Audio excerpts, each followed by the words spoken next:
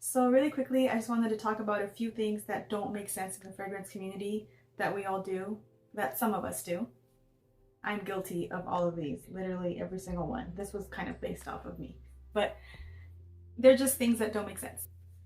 They don't make sense to me, but I still do them. So let's just talk about them. Let me know what you guys think.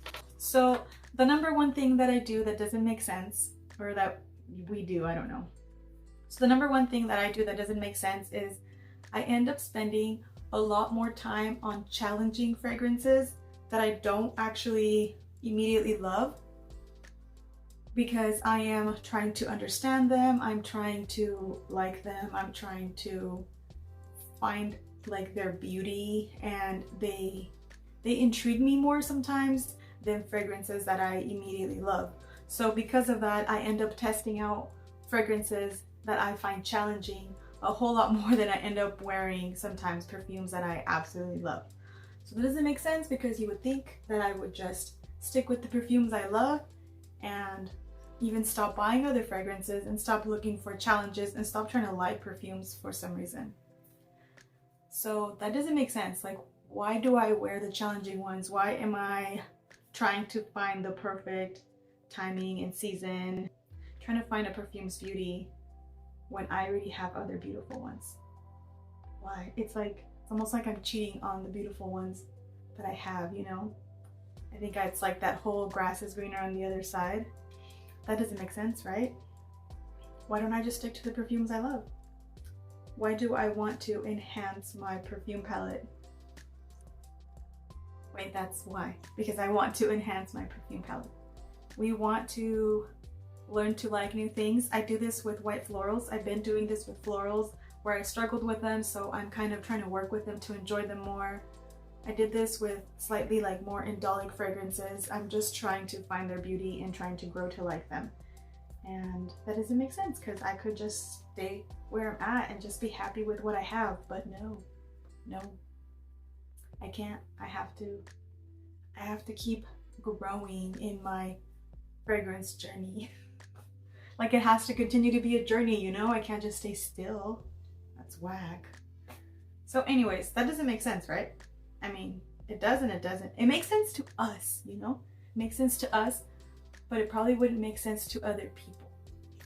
That actually ties in really perfectly to another thing that I do, which is trying to like fragrances, almost to the point that I'm forcing myself. I'm like forcing these fragrances on me when I know that I struggle with a certain type of note, working with them, trying to layer them, trying to find the right season for them, because I want to like what other people like. I want to see what other people see in a fragrance. I want to enjoy it the way they do. If somebody really loves something and I'm kind of put off by it like immediately, I will stick around and try to find its beauty. Like I said, it doesn't really make sense that I want to like something. We don't really do this with anything else, do we? Like, do we buy a pair of shoes and we're like, I didn't really like this pair of shoes, but I bought it because I'm going to try to like them eventually. I mean, that doesn't make sense in anything else. Why would I buy a pair of shoes that I don't like just to try to like them? Right? That doesn't make sense. Like, why buy something that we want to learn to like? Why do we take on those challenges? I think Veronica Says was talking about this. She recently bought a fragrance that she wasn't really that into. And she said, we are no quitters. We're not giving up. And that's what we were talking about. Like, we do not give up on a fragrance. I, for one, will try it when I'm in different moods, in different seasons, different time of the day, like day and night. I'll try it in different climates. If I go anywhere, I'll try it like in a different phase of the moon. Just kidding, I don't actually do that one. But it feels like I'm just working so hard. Why? That wouldn't make sense to anybody else, and that wouldn't make sense in anything else except for perfume, right? Probably goes back to the same thing. We're trying to enhance our palette, right? Our taste. This is a big one. This is a big one. But this one is actually one that I don't do that much. I do it, but not like that much. And that is, we do not wear mass appealing fragrances. We don't wear what everybody else has. We don't wear the bestsellers. Bestsellers who? We don't know them because we refuse to wear perfumes that everyone has. We refuse to wear perfumes like Coco Mademoiselle, La Vie Belle, Black Opium, and other perfumes like that, you know? Or even now, Baccarat Rouge. If everybody has it, we don't want it anymore. We're over it. Even if at one point we love the fragrance, or it was even our signature scent, even if we like it, I think we don't want to be associated with a fragrance that everybody knows. We don't want to be basic. Like, we very badly do not want to be basic. That doesn't make sense because if you love a perfume, why don't you just wear it? But nope, you will not catch us smelling like everybody else. We want to smell like some unique, distinct scent that nobody has. So it doesn't make sense, right? Why not just wear something that's lovely to you and that you enjoy? Nope. Not if other people like it so much. We don't. We just don't want to be basic. Nobody wants to be told that they smell like a Macy's counter. Nobody wants to be told that they smell like other people that they know. We just want to be unique so badly.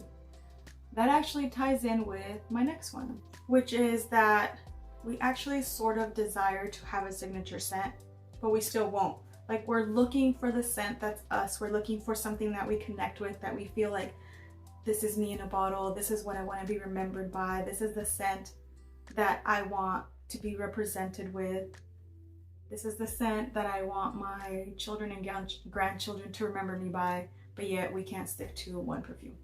So we're sort of on this journey to find our fragrance that feels like us, but yet we won't actually settle. We're gonna keep looking, you know? It doesn't make sense because we probably already have our signature scent in our collection, and if we were to dwindle down and get rid of anything that wasn't us, we could probably actually already find one. But no, we can't let the idea go that what if there's something better out there. This one I'm definitely guilty of, definitely. Which ties into my next one that doesn't make sense, is that we sort of kind of envy the people that have a really small curated collection that they absolutely love. We kind of wish that we had just one small perfume tray. We kind of wish that choosing the perfume for the day would be very easy, that we would just have maybe one per season or one per time of the day or one per event. Just, you know, a small tray with a few fragrances sounds amazing, but yet we would never, because we have these huge collections. And we sort of envy the people that just have a few perfumes that they love, that don't have the curiosity to keep looking for the next perfume or their next signature scent. I mean, we love our huge collection still, but at least me personally, I love watching, you know, people that have a few perfumes that they really love, because I want to buy those too. And then the next person's small tray. I want to buy all the small trays. And that's how I ended up here. We admire people's really small curated collections, but yet we don't have a small curated collection. We want to smell like all the things. We have a perfume for every occasion. I don't know about any of you guys, but do any of you like kind of fixate on what perfume to match this exact thing? Like, if I'm going to go on a 2 or 3 day small little vacation by the water, that influences what I'm going to wear. Like the time of the year where I'm going, that influences, okay, so it's kind of tropical, I kind of want to smell like pineapple, so then those are the fragrances I'll take. So yeah, we're very specific to each occasion, so we could probably never have a really small collection, but I for one do admire the people that do. The next one that doesn't make sense is that we like indolic fragrances, or fragrances that have notes of kind of gross things. I'm pretty sure everybody knows what indolic scents are, but if you don't, it's notes in perfume that are gross, but they're added in really, really small doses to almost enhance. I barely understand what indolic scents are, so I definitely should not be the one explaining this, but it's gross scents that they add in perfumes to make us like them more, because they probably appeal to our subconscious. Maybe I should look more into that. Or maybe Claire Smith can make a video about indolic scents. I don't know if she takes requests, but Claire, if you're watching, can you please make a video about indolic scents? That would be amazing. But also if you don't want to, that's fine. No pressure, no problem. So some indolic scents. See, if you're not in the fragrance community, you're gonna think I'm weird when I say this, okay? But I do like indolic scents. I think that vomit is one of my favorite ones.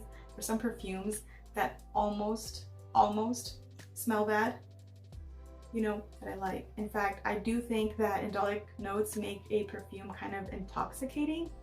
There's something intoxicating about those scents, and that doesn't make sense, right? Because they're gross, so why do we low-key like them? Why? Like, I actually really want to know. Like, I actually really want to know the answer to this one. Why do we like nasty smells?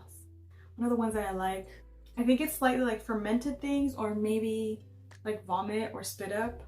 I do believe Zadig and Voltaire, This Is Her, has almost like a baby spit up kind of lactonic vibe, and I like that. Actually, baby spit up smells kind of good, so who can relate? Does anybody else think baby spit up smell kind of good? Why do we like things that low-key smell gross? Someone please explain. That one doesn't make sense to me. I don't know the answer to that one.